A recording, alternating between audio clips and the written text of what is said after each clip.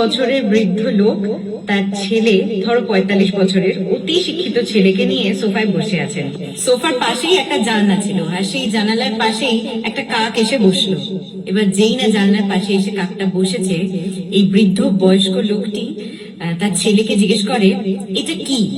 তখন ছেলেটা বলে, বাবা এটা কাক। কিছুক্ষণ পর বৃদ্ধ লোকটি আবার তার ছেলেকে জিজ্ঞেস করে, বাবা এটা কি? তখন ছেলেটা আবার উত্তর দেয়, বাবা এটা কাক।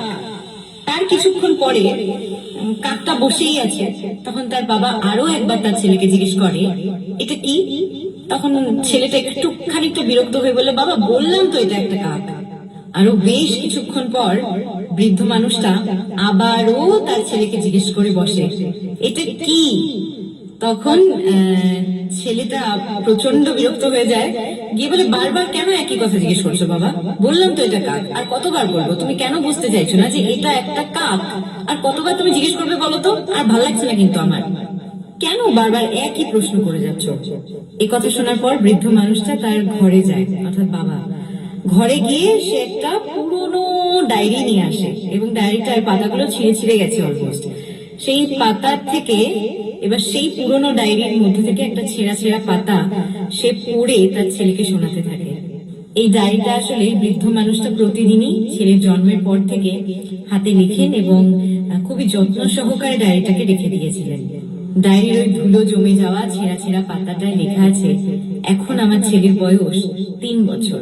আজ ছেলেকে নিয়ে আমি সোফায় বসে জানলা দেখছি এবং ছেলেকে বাইরের গাছপালা পশু পাখি দেখাচ্ছে। এই সময় একটা কাক এসে বসে এবং আমার ৩ বছরের ছোট্ট ছেলে নাই নাই করে ২৫ বার আমাকে জিজ্ঞেস করে, বাবা এটা কি?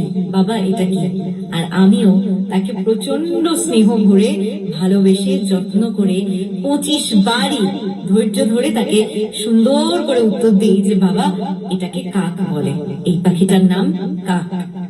আমার কিন্তু ছেলের উপর একটুও রাগ হয়নি, বরং আরো হাসি পেয়েছে এবং তাকে শেখানোর মনোবৃত্তি নিয়ে আমি বারবারই উত্তর দিয়ে গেছি যে এটা কাক, এটা কাক। অথচ আজ যখন আমার ছেলে ৪৫ বছর বয়স এবং আমি ৮০ পেরিয়েছি, তখন আমার ছেলেকে মাত্র ৪ বার প্রশ্নটা জিজ্ঞেস করাতে ছেলে আমার উপর কতটা বিরক্ত।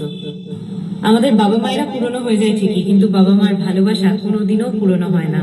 অথচ আমরা একটু বড় হয়ে গেলেই সহজেই বাবা মার উপর খুব বিরক্ত হয়ে যাই, খুব রাগ ধরে।